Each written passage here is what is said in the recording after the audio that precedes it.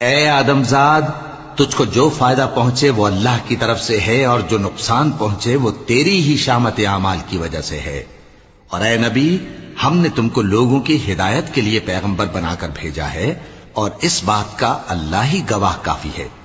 جو شخص رسول کی فرما برداری کرتا ہے تو بے شک اس نے اللہ کی فرما برداری کی، اور جو نافرمانی کرے تو اے پیغمبر تمہیں ہم نے ان کا نگہبان بنا کر نہیں بھیجا۔ اور یہ لوگ منہ سے تو کہتے ہیں کہ آپ کی فرما برداری دل سے منظور ہے،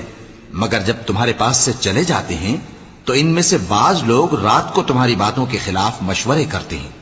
اور جو مشورے یہ کرتے ہیں اللہ ان کو لکھ لیتا ہے۔ سو ان کا کچھ خیال نہ کرو اور اللہ پر بھروسہ رکھو، اور اللہ ہی کافی کارساز ہے۔ بھلا یہ قرآن میں غور کیوں نہیں کرتے؟ اگر یہ اللہ کے سوا کسی اور کا کلام ہوتا تو اس میں وہ بہت سا اختلاف پاتے، اور جب ان کے پاس امن یا خوف کی کوئی خبر پہنچتی ہے تو اسے مشہور کر دیتی ہیں، حالانکہ اگر اس کو پیغمبر اور اپنے ذمہ داروں کے پاس پہنچاتے تو تحقیق کرنے والے اس کی تحقیق کر لیتے، اور اگر تم پر اللہ کا فضل اور اس کی مہربانی نہ ہوتی تو چند آدمیوں کے سوا تم سب شیطان کے پیرو ہو جاتے۔